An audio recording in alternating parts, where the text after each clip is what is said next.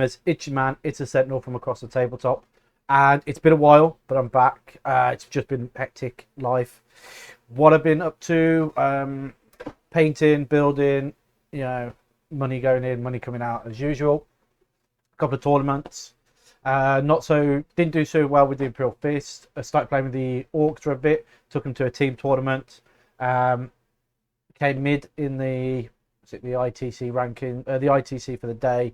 So we didn't do as well as we'd like to, but going forward, hopefully we'll take on with the new 10th edition some new rules and new Marines. So at heart, I'm a Imperial Fist player. So let's dive straight into it. Leviathan box comes out this weekend, as in it's being delivered. Unfortunately, unable to get a copy of it. Not purely on the basis not being able to order one, but financially. So car had to come first, unfortunately, over Warhammer. I know it's a bit of a big pill to swallow, so repairs on the car had to come before buying the new Leviathan box. Never mind, there's always another month, next month maybe, or the month after that. We'll see if there's any still available anywhere else. Let's go into it then. Let's have a look at the famous captain himself, Daneth Lysander. Where are you, Daneth Lysander? I had you a second ago. There he is. Okay, Daneth Lysander, incredible character himself. If you know anything about the lore, he is an incredible Space Marine. Started off in the 3rd Company, which is where the whole back and forth goes with the Sentinels of Terror itself being the 3rd Company. He started off in the 3rd Company, promoted to being going through the ranks, got to the captain of the 3rd Company, promoted then to go and work in the 1st Company. He led the 1st Company as a captain for a very long time, as the Terminator Army would suggest. He then went to try and take on an Iron Warrior Bastion, absolutely smashed it to bits, but on the way back he was sucked into the warp, and then he spent I think it was a couple of hundred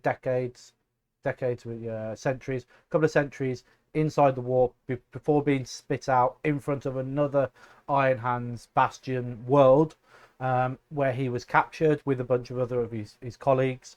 They were experimented on. He then broke free of the Bastion itself with no armor, nothing like that.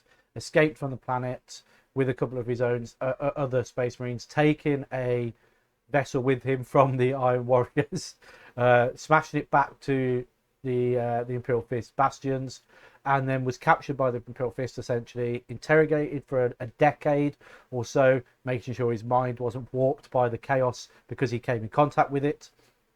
And after a decade of torture and mind manipulation and warping, he was sent back out to be part of the 1st Company again.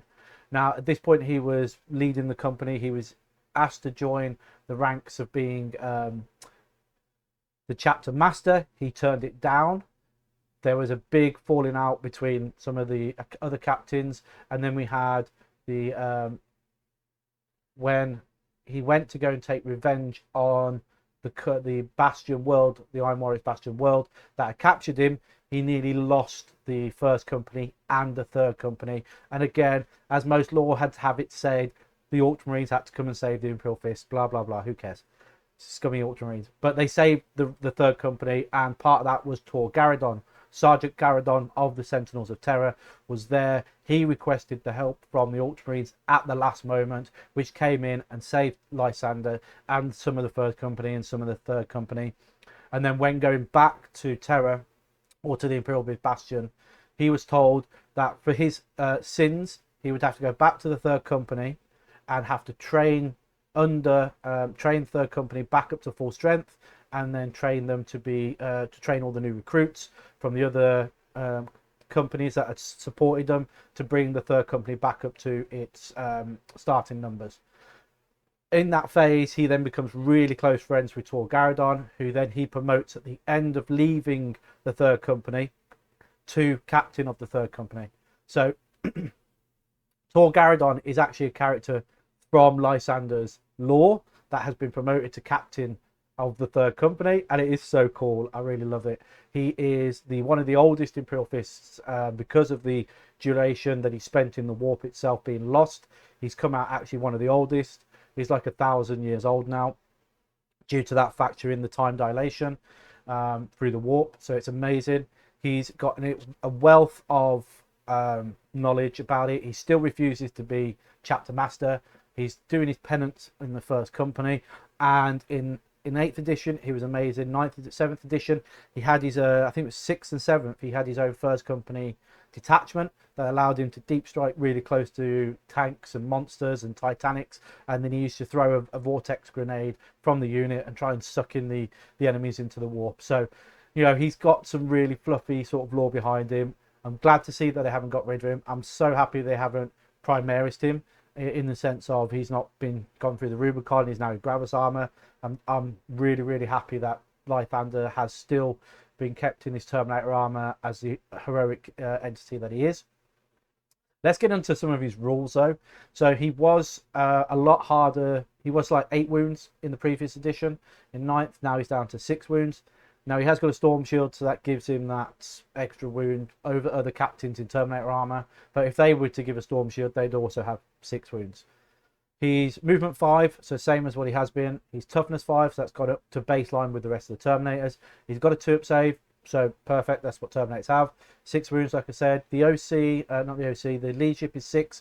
I would have liked to have seen that down to 5, but I think they've gone with I don't think they've gone overboard with leadership at the moment. I think that's going to change, hopefully, in the codexes. But leadership 6 is okay. For the quality of the lore and the model, I think it's just baselined across the board. Maybe leadership 5 would have been nice. OC1, Terminators are OC1. I don't know why. It's just what they've done, which is amazing still. That's his basic stat line. Let's get into his weapons. As you can tell, he only has one weapon. He has no guns, no nothing like that. He's just a beat stick in combat, and he's still got the Fist of Dawn, which is incredible. It's a Thunderhammer, so they've given it devastating wounds. I would have liked to have seen a sustained hit on that of 1. Sustained hit 1 as he's like swinging around and just clobbering more guys than usual. It's in melee only because he can't do it in fight shooting. It's 5 attacks, so the baseline of all captains essentially 5 attacks. Weapon skill 2. Strength 10, because it used to be strength 10, and then it went to times 2, then it went to strength 5 times 2. So giving him a strength 10 hammer because of it was the Fist of Dawn, which is incredible. It's a relic hammer that's been in his possession for centuries. Strength 10 is amazing. It's right at the pinnacle of taking down the heavy infantry at T5, the other Imperial Fists, the other Terminators, the other models out of T5. It even helps with the vehicles being in that sweet spot against the light armor, going up to the heavy armor stuff, which means he can go toe to toe with a Dreadnought. He's AP3, 3 damage, which again simulates that it's a relic over the other Thunderhammers, which are AP2, 2 damage. So that's really, really nice. He has Deep Strike, Leader, Oath of Moment as being the faction for the Space Marines. His icon of Obstination. While this model is leading a unit, each time an attack targets that unit, if the strength characteristic of the attack is greater than or equal to the toughness characteristics, then you subtract 1 from the wound roll. So he's -1 to wound if you're a strength 5 weapon or above. Now this obviously FAQ'd wise, if someone has a +1, just negates each other essentially. That's a little bit frustrating, but it's still up there as really, really good. That means that most weapon systems that are going into him, if you don't have a +1, he's basically got mini transhumans. You can't wound him on a 2, but that includes his whole entire unit of Terminators as well. So his Terminators then won't be able to be wounded on 2s either. So that's his obfuscation rule, the icon. Now, previous edition, he did have the same similar ruling, but you had to be in cover, he had to be nearby you, you had to receive the benefit of cover to receive this, and it was just a load of rigmarole that didn't really make sense. This is much more simpler. It really puts down his ability to be that stoic battle force leader that he is. And then we've got one more, which is Rampart. Rampart. Once per battle at the start of any phase, this model can use this ability. If it does, until the end of that phase, this model has a 2+ invuln save.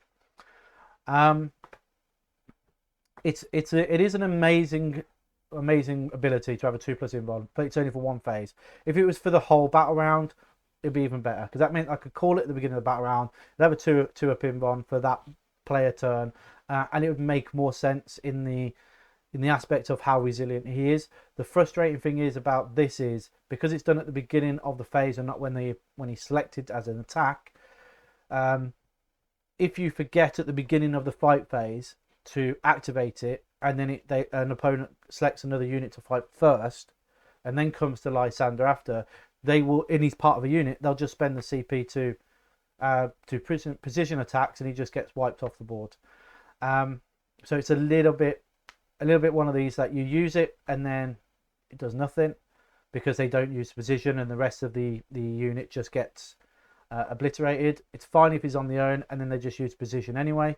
So with this sort of meta sort of gaming at the moment, going with characters inside units and then declaring that champions on each other to get the precision, it just wastes his 2+ invuln essentially, unless he's on his own, which you don't want to be on his own because it's worthless then, because of obviously the -1 to wounds. So it's a little bit a frustrating thing, you know. We'll see how that goes though. Here we go there, and because because it's in the beginning of the phase, if you charge with Lysander, say he's in a unit or on his own, and then he fails to kill the unit, you can't activate his 2+ invuln on the returning attacks, because it's at the beginning and not when he's selected to fight. I'd love selected as a chosen to fight against. I'd love it if they just reworded it when this character is selected as a target, then you activate it. I think that would make him a lot more survivable. Unfortunately, because at the beginning of the phase, it's just one of those frustrating things that you are very rarely ever going to be able to roll a dice to make his 2+ invuln. Either you don't expect the Terminator protection around him to die, you expect him to kill something and he doesn't, and then you obviously haven't used it. If he does kill something and you've used it, you've wasted it. So it's like, it just needs rewording. It's never going to really come up in massive amount of games really, unless you're running him on his own as an individual character. Then I could see it possibly working, but unfortunately it's just one of those things. So he's keyworded infantry character, epic hero, Imperium, Terminator captain, and then his name Lysander. He is an Imperial Fist character keyword, meaning that when it comes to epic characters, you can only bring one of them, meaning you can only bring Lysander or Tor Garadon. If my understanding is correct, you can't bring two of them. I think that's right. So you can't bring both of them in a game. You can only bring one of them. I think Lysander is a much better candidate to bring over Tor Garadon, and that's purely because of the attachment rules when it comes to leaders. We know Terminators are going to be massive in this edition so far because it's in the box set. There's no heavy intercessors with... We say we'll go on to Tor Garadon in a bit. So, yeah, he can be attached to it. So that's his first data sheet. Second data sheet, war gear options. He can't take his Vortex Grenade, unfortunately.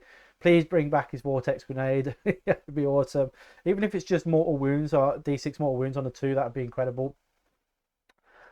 He's, like I said, he's one model. He's the epic hero. He's got the Fist of Dawn attached to him, and then leader ability. So this model can be attached to the units of followed: Relic Terminators, Terminator Assault Squads, and Terminator Squads themselves. So Terminator Squads are the shooty ones. Relics are the Storm Shield with Terminator Assaults or Storm Shields, Lightning Claws, and then the Relic Terminators are combi weapons with Power Fists essentially, or you can go mixture of Lightning Claws and things like that. Now, you know, he benefits better with the close combat ones in the sense of the -1. The Thunder Hammers are an extra wound, so there's more to get through. The other benefit you could go with is sticking them with the shooty ones, and then they're harder to kill themselves.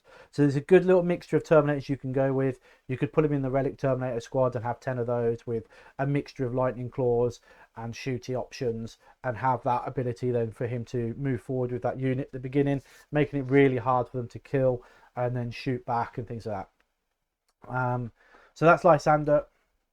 So Tor Garadon, Again, company leader, captain of the third company, the Sentinels of Terror. If you remember, they had a little supplement book come out previously in editions, and amazing.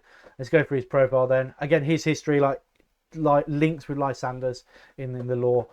Movement 5, T6. Gravis armor's got up to T6, which is incredible. It makes him a little bit tougher now to kill. Strength, armor save 3, which is frustrating. I'd have liked to have seen a captain at least get the 2-up save.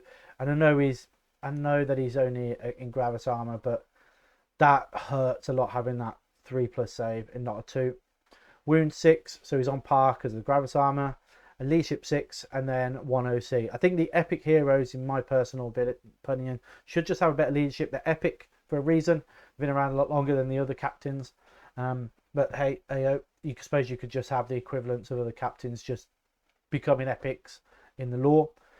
So his ranged weapon is the Artificer's Grav gun. It's an anti-vehicle too because it's a grav gun. It's 18 inches. Attacks 2, so it used to be rapid fire, but now it's just 18 inches, tax 2.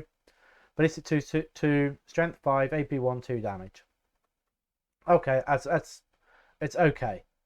Hand of Defiance, melee. So this is his big power fist. 5 attacks, captain sort of statistics. 2, strength 12, because we used to be times 3, and he was space 4. So this is just getting rid of all that manipulation with the dice and working out. It's just straight 12, AP2, 2 damage. Frustrating that it's AP2, 2 damage, considering it's a big power fist.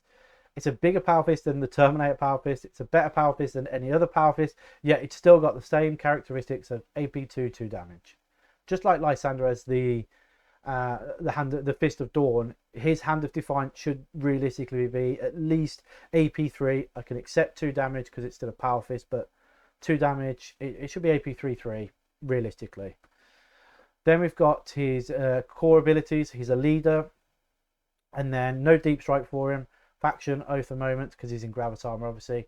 And then he's got some Signum Array. While this unit is leading a unit, ranged weapons equipped with models in the unit have the lethal hits and ignores cover ability. The lethal hits is really, really nice. The ignores cover is also really, really nice. It's hard to see a bad thing about that apart from the units that you put him in. So let's just go straight down to his second date sheet. So he can be attached to aggressor squads, eradicator squads, and heavy intercessor squads. I don't think the heavy intercessor squads for this particular character is going to make the best benefit for him. So you're looking at eradicators and aggressors. Is he really going to be running up the table to kill stuff? Maybe. Or does his lethal hits benefit more the eradicator squads? If you think aggressors, you're thinking flamers because of the damage output, but he will make the bolters much, much better. Yeah, with that lethal hits and ignores cover, that means the bolters are on par with the flamers, so they can do some damage. But I still think the flamers outweigh the bolters with the fact that they can advance and still fire. So, yeah. I think his best squad is probably going to be the eradicators because of the strength of the weapon systems now in the eradicators. You are probably going to be looking at putting him in reserve, bringing the eradicators on. Having him then just make that 6-man unit of eradicators just absolutely delete whatever they're supposed to be doing, and then hopefully the 6-man eradicator survive long enough for him then to move up and do it again. It's going to be tough to make him physically work, I think, in a lot of games because of the points cost of what the unit he needs to be with, and they only have one real target of killing. So the aggressor squads are only good at killing in combat. They're not and killing hordes. They're not very good at killing anything else. The eradicators are good at killing vehicles and monsters, but again are rubbish in combat. And then the profile of both of these are not amazing as you would expect from the Gravis armor. So they move 5, they're T6. All the Gravis armor are only 3 wounds with a 3-up save. I've played about 6 games now of 10th, and the hardest thing is 3 wounds just get deleted by 3 damage weapons. and there are a couple of armies, i.e. Eldar. For instance, the orcs have a lot of the rockets that are 3 damage, and they just hit hard. And they're AP2 most of the time, 3 damage. So your Gravis armor ability from the heavy intercessors, which are the old spend the CP, -1 damage, damage 1, -1 AP, are never going to come into effect. Cover could be is useful, but you're still saving on 4s most of the time on all your Gravis units, and it's not enough. And the 3 damage weapons just absolutely pick up the models.